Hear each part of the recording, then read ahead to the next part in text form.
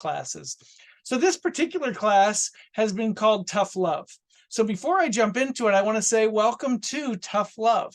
This is our Tuesday Nighters. This is class number 4 in this subject. If you recall, we began by talking about the theory of tough love, and we'll do one review slide about that so that if you weren't with us, you'll get caught up just like that, and we'll be able to move on to tonight's class.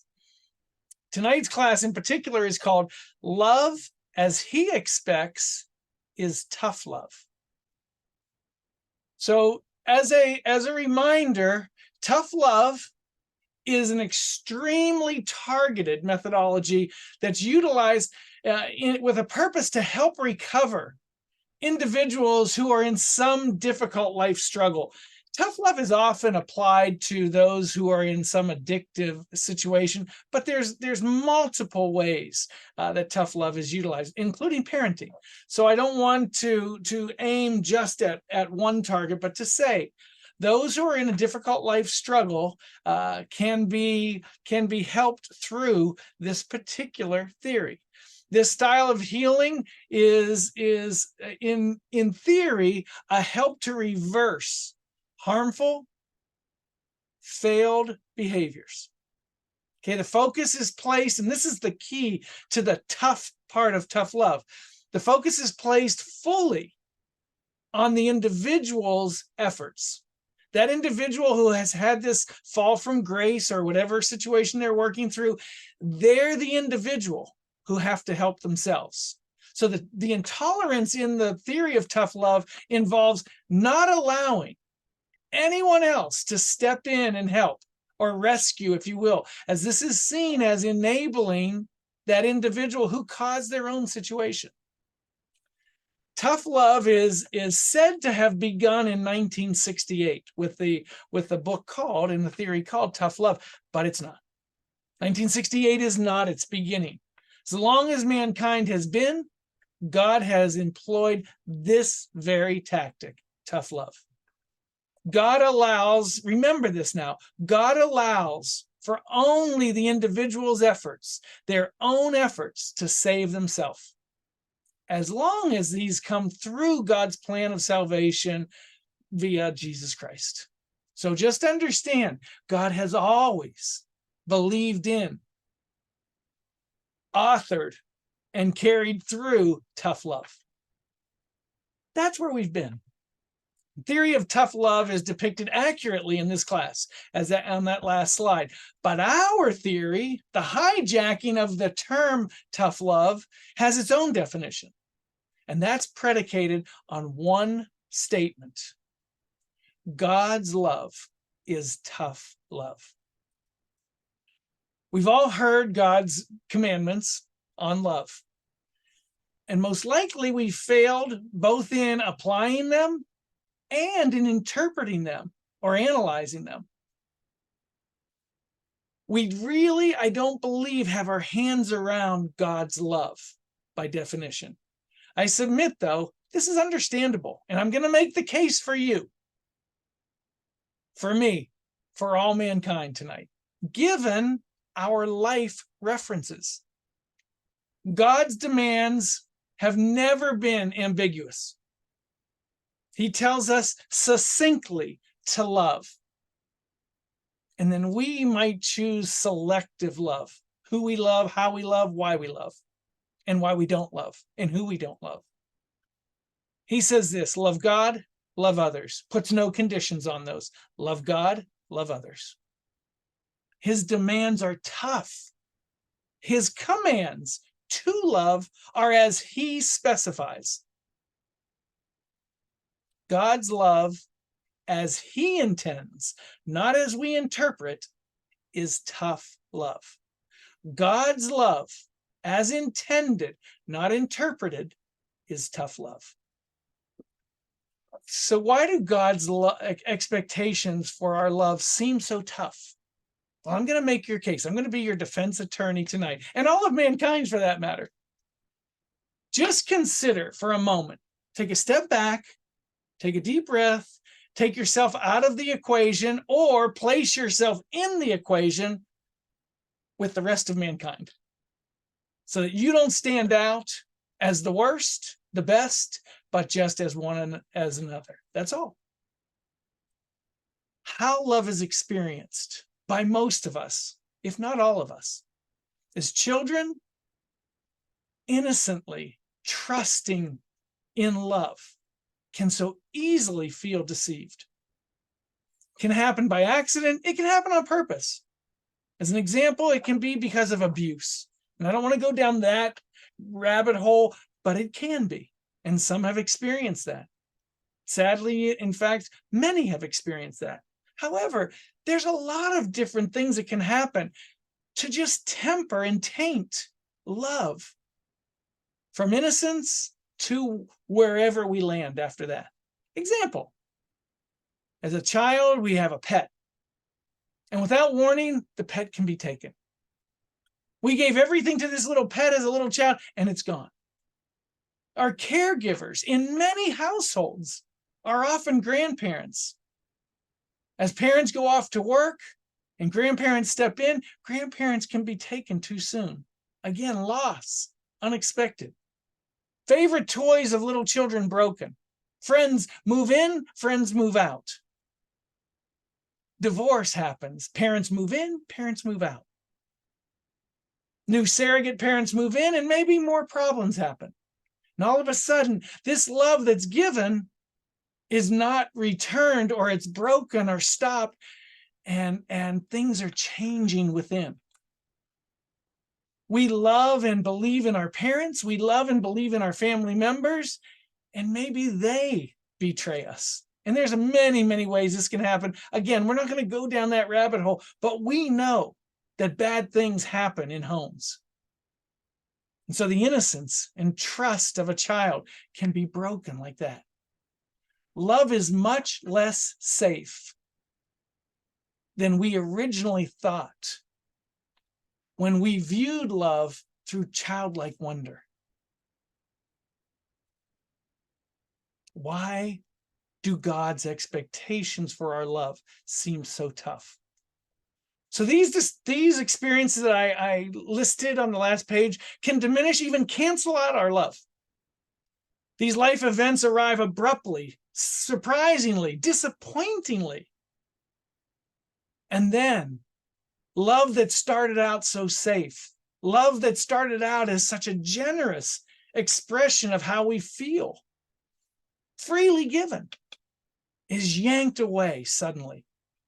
And the sensation is harsh, abrupt, sharp-edged. We begin in this innocence by loving with such trust, beautifully fearless love. If life interrupts such purity at a time when we're most faithful, we're left then to believe that love is something that inflicts pain. And for some whose experiences are even harsher than others, great pain. And this ache, when processed through such negative experiences, convinces the once innocent that generous love is simply too dangerous to venture. Vulnerabilities fully exposed. It's easier to conclude that it's safe to withhold love. Why is God's love seen as tough love? Because of life. Maybe a first crush turns into a little more than puppy love. Soon that puppy love that once was grows into a serious relationship. And then unprovoked, maybe the other person finds someone else and they leave. One's first foray into love at all, and it's broken suddenly without choice. Left. So how is the love of the next person that comes into that life? How is that next person received? How are they perceived by the injured victim?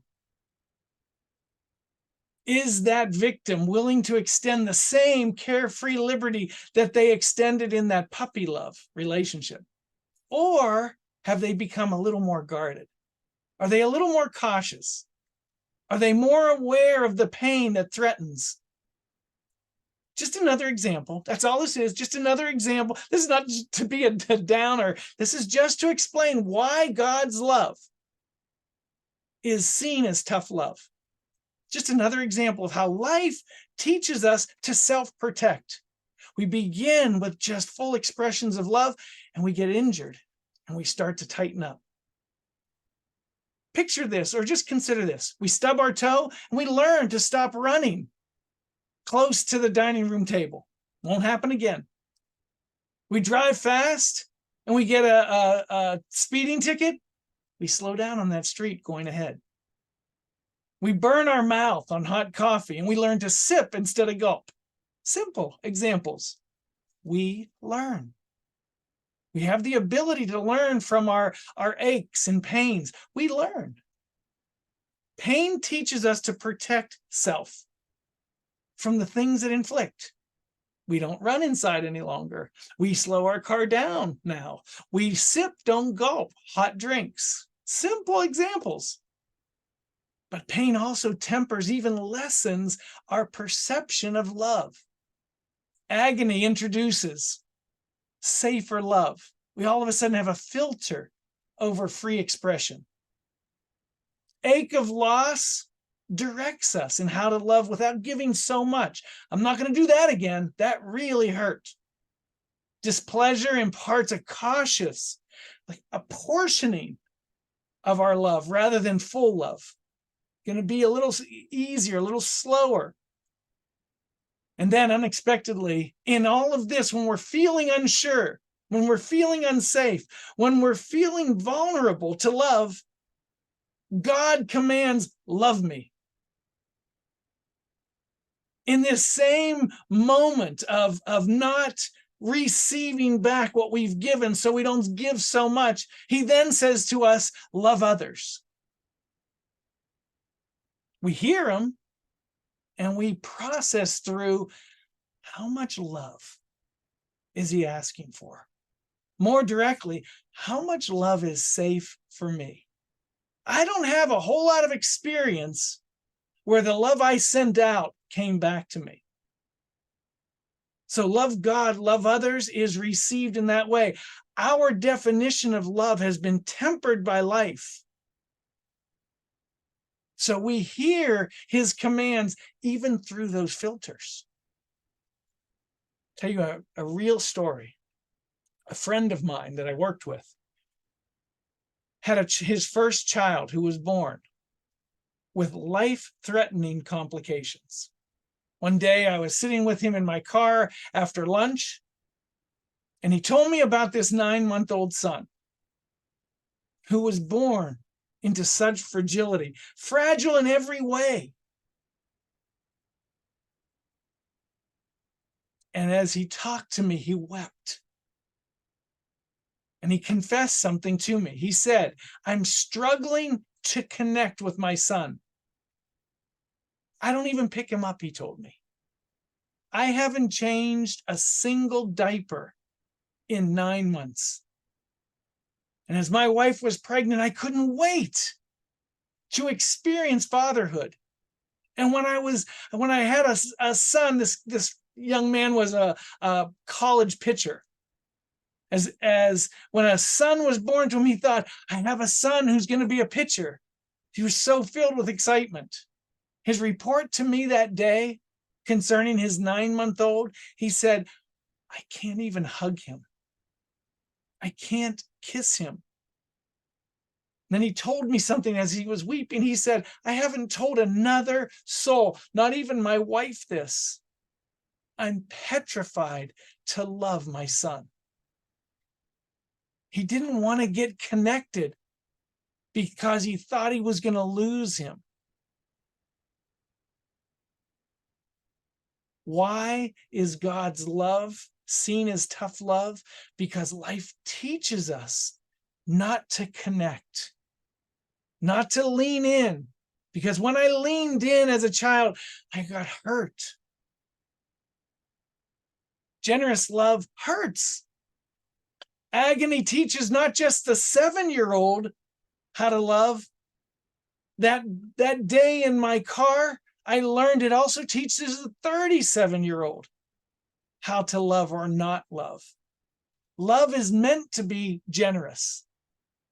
God intends love to be generous, but love is refined through cruel lessons.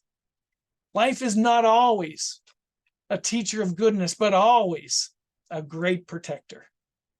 It'd say it hurt when you ran near the dining room table. Stop running near the table. It hurt when you took a gulp. Stop gulping that coffee. It hurt when you extended yourself in fullness of love. Stop doing that.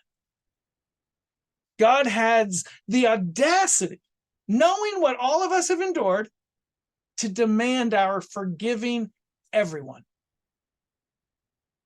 Demands that we overlook everything and risk all.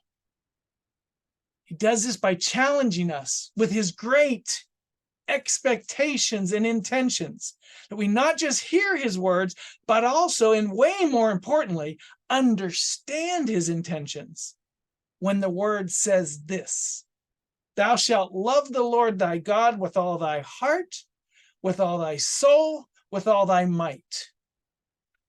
Thou shalt love the Lord thy God with all your heart, all your soul, all your might. God understands us. Every one of us individually and on the whole. He knows us individually. He knows us intimately. He watched each one of us suffer the pain of our own experiences with love. And yet, tough love is defined as intolerant. He provides no variance in his expectations of your love for him. Is it his intolerance as some show of cruel and unusual punishment? Absolutely not. It's simply our theory, tough love, put into action. God's love is tough love. He reinforced his tough love by sending his only begotten Son to restate the message from Deuteronomy with more clarification. Mark, in the 12th chapter, he said this: the first of all commandments is, and he goes on to say the God of Israel, but I cut some of that out, is this: thou shalt love the Lord thy God with all thy heart, with all thy soul, with all thy mind, and with all thy strength. Jesus Christ went further with the commandment than Deuteronomy claims. And then he goes on to say, this is the first commandment. If you love me, he says later, keep my commandments, clarifying how to show that love. He that hath my commandments, said Jesus Christ, and keeps them, he it is that loves me. That's the evidence of our love, keeping his commandments. He that loves me shall be loved of my Father, and I will love him and will manifest, make myself known to him. You want to experience the blessings of God? Love God. God also understood that his love was tough, as we've talked about for 4 weeks now, challenging for us. He knew that man needed reinforcement through reward for any good behavior, because we're not good. Because good is against who we are, the natural man. So we needed reward. It wasn't enough for him to say, love me. He had to say, love me and I'll give you this. If a man love me, he will keep my words. My Father will love him, reward, and we will come unto him, reward, and make our abode with him, reward. For this is the love of God, that we keep his commandments, and his commandments are not harsh. Imagine if he said, keep up my commandments, and they're really hard to do. Would we just back off? So he has to even temper those so that we lean in and not pull away. It's okay. It's who we are. He knows how to deal with us. God delivers his message to love, much like the theory, tough love. Intolerance, firmness, but gentleness. We receive his message to love as a love that feels too tough, almost with resistance, because love has not treated us well. Jesus was restating and refining from Deuteronomy to love God. He took what was already challenging and made it even tougher. He commanded the created to love the Creator times 4. Originally, it was 1, and then it got to be times 3. He made it times 4. Don't love God with just your heart, emotionally. Don't love God with just your soul, spiritually. Don't love God with just your mind, mentally. Don't love God with just your body, physically. Love, as he expects, is tough love. He teaches us to love God with all of our heart, with all of our soul, with all of our mind, with all of our strength. None of these stand alone to define God's intended love. Love God with all 4 completely. Love anything completely is tough love. God commands that we bring him our love with all that we are. 4. God demands our love to be as a little child, generous love. You must be converted and become as a little child. We never bring generous love into that definition. And I'm doing that tonight, reminding you that not a child, a little child, loves generously, still innocent, still pure, loves completely. That's why children are so endangered, because they love freely. He wants us to love freely. We tell God, but to love is a risk. And he tells us, I know, I risk loving you. We tell God, but to love can hurt. He tells us, I know, I've been hurt loving you. We tell him, but to love can disappoint. And he says back, I know, I've been disappointed loving you. To love God as he intends us to is truly tough love. He knows we can be pretty tough for him to love too.